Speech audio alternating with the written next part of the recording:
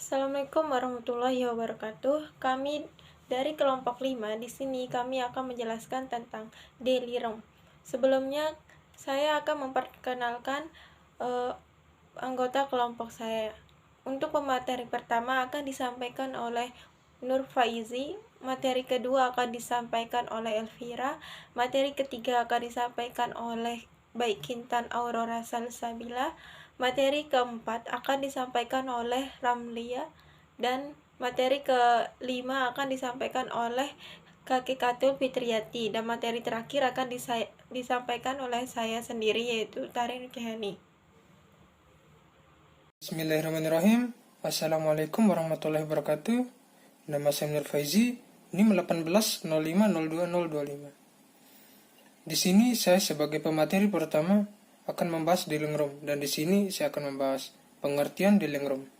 Dealing room adalah suatu ruang kerja yang khusus oleh divisi treasury digunakan untuk melaksanakan transaksi-transaksi dari transaksi di pasar uang atau money market, pasar valuta asing atau foreign exchange market, maupun transaksi-transaksi surat berharga jangka panjang atau capital market, serta transaksi turunnya atau derivatif. Dealing room merupakan restricted area mengingat jenis, jumlah transaksi yang serta data-data bertransaksi yang sensitif terhadap kondisi bank dan counterparty, sehingga tidak memberi kekuasaan bagi yang tidak berkepentingan untuk memasuki ruangan ini. Pengertian lain dari dealing room adalah tempat pemilik dana atau lender dan peminjam dana atau borrower bertemu atau berhubungan melalui sarana komunikasi baik secara langsung maupun melalui perantara. Untuk melakukan transaksi pinjam-meminjam dana bisa juga diartikan sebagai tempat terjadinya jual beli saham, obligasi, dan foreign exchange. Atas transaksi tersebut, pihak pemilik dan memperoleh imbalan atau kompensasi dari pihak peminjam dana berupa bunga. Sekian materi dari saya. Apabila ada kekurangan, mohon maaf. Wassalamualaikum warahmatullahi wabarakatuh. Baik, Assalamualaikum warahmatullahi wabarakatuh. Saya Elvira dan selanjutnya saya akan membahas tentang tujuan dari adanya dealing room untuk bank. Nah, tujuan yang pertama itu adalah menjaga likuiditas bank. Yang kedua adalah memberikan pelayanan kepada nasabah atau counterparty, dan yang terakhir adalah meningkatkan pendapatan bank dari aktivitas treasure. Nah, tujuan yang pertama adalah menjaga likuiditas bank. Menjaga likuiditas bank juga merupakan pengelolaan liabilitas atau liability management. Melalui pengelolaan likuiditas yang baik, bank dapat memberikan keyakinan kepada para penyimpan dana bahwa mereka dapat mengambil dananya sewaktu-waktu atau pada saat jatuh tempo. Demikian yang dapat saya sampaikan.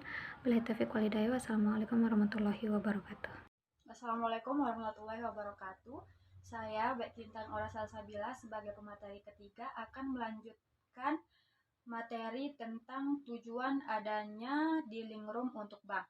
Yang kedua, tujuan adanya dealing room untuk bank yaitu untuk memberikan pelayanan kepada nasabah. Dengan adanya dealing room, proses pelayanan lebih cepat dan lebih baik karena proses ini menggunakan alat elektronik.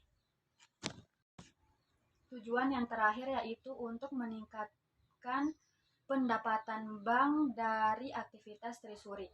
Dengan aktivitas treasury ini, bank akan mendapatkan dana besar yang sangat berpotensi di pasar internasional maupun pemerintah Indonesia untuk pengelolaan likuiditas bank, nisbah bagi hasil, margin, dan valuta asing untuk memastikan dana bank agar berada dalam jumlah, tempat, mata uang, dan jangka waktu yang tepat, sehingga dapat memaksimalkan pendapatan bank, meminimalisirkan biaya, serta menata pada tingkat resiko yang aman sehingga akan mampu meningkatkan pendapatan bank. Sekian dari materi saya, kurang lebihnya mohon maaf. Assalamualaikum warahmatullahi wabarakatuh. Assalamualaikum warahmatullahi wabarakatuh. Saya Siti Ramlia akan menjelaskan materi selanjutnya tentang fungsi bisnis unit yang ada di dealing room. Fungsi bisnis unit yang ada di dealing room meliputi pasar uang atau money market. Money market terbagi menjadi 3. Yang pertama yaitu mengelola likuiditas bank sesuai dengan regulasi yang berlaku di Indonesia. Kemudian yang kedua, mengelola kelebihan dana bank untuk ditempatkan ke instrumen pasar uang dengan mencari harga terbaik di pasar, baik instrumen call money maupun SBI dan SBI outright. Kemudian yang ketiga, melakukan trading melalui strategi arbitrage atau memperoleh laba tanpa resiko dengan memanfaatkan perbedaan rate, dan gapping atau memperoleh laba dengan memanfaatkan perbedaan rate dan jangka waktu untuk mendapatkan keuntungan dengan memanfaatkan pergerakan suku bunga pasar. Sekian materi dari saya, kurang dan lebihnya saya mohon maaf. Wassalamualaikum warahmatullahi wabarakatuh. Saya Kakak Fitriati NIM 1805020030. Pemateri sebelumnya telah menjelaskan tentang fungsi bisnis unit yang ada di dealing room yang ada di pasar uang. Kemudian di sini saya akan menjelaskan tentang fungsi yang ada di pasar modal. Yang pertama itu melakukan jual beli surat berharga untuk memperoleh keuntungan dan dengan memanfaatkan pergerakan harga surat berharga yang ada di pasar. Yang kedua, membeli surat berharga sebagai alternatif diversifikasinya portofolio di bank. Ketiga, mengelola kelebihan dana bank untuk ditempatkan ke instrumen pasar modal dengan mencari harga terbaik di pasar. Transaksi ini seperti halnya transaksi pasar uang juga dilakukan dalam rangka menjaga likuiditas dan menghasilkan keuntungan bagi bank. Kemudian manfaat dealing room yang ada di pasar valuta asing itu yang pertama, mengelola posisi devisa bank sesuai dengan regulasi yang berlaku di Indonesia. Yang kedua, melakukan jual beli mata uang guna mengcover posisi bank baik untuk keperluan banking book maupun trading book. Yang ketiga, melakukan trading dengan memanfaatkan pergerakan kurs di pasar untuk mendapatkan keuntungan baik transaksi antara bank maupun dengan nasabah. Sekian materi dari saya, lebih dan kurangnya saya mohon maaf. Baik, saya Utari Nurcaini. Di sini saya akan menjelaskan tentang fungsi atau tugas Treasury Dealing Room (TDR). Tugas dari TDR ini sesuai dengan pasal 876 PMK nomor 206/PMK 01/2014. Subdirektorat Optimalisasi Kas mempunyai tugas yakni sebagai berikut. Yang pertama, melaksanakan penyiapan perumusan likuiditas.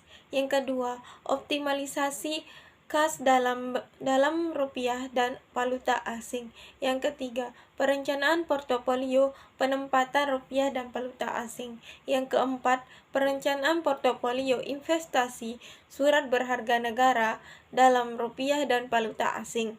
Yang kelima, melaksanakan optimalisasi kas pada pasar uang rupiah. Yang keenam, melakukan transaksi untuk tujuan lindung nilai atau hedging. Yang ketujuh, memberikan dan menatausahakan surat permintaan penyelesaian transaksi. Yang kedelapan, melakukan kegiatan perhitungan mark to market.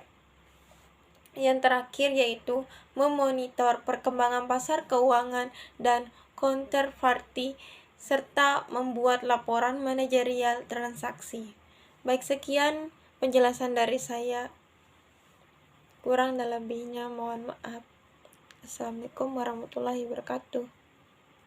Baik, sekian penjelasan dari kami kelompok 5. Kurang dan lebihnya kami mohon maaf. Sekian, terima kasih. Assalamualaikum warahmatullahi wabarakatuh.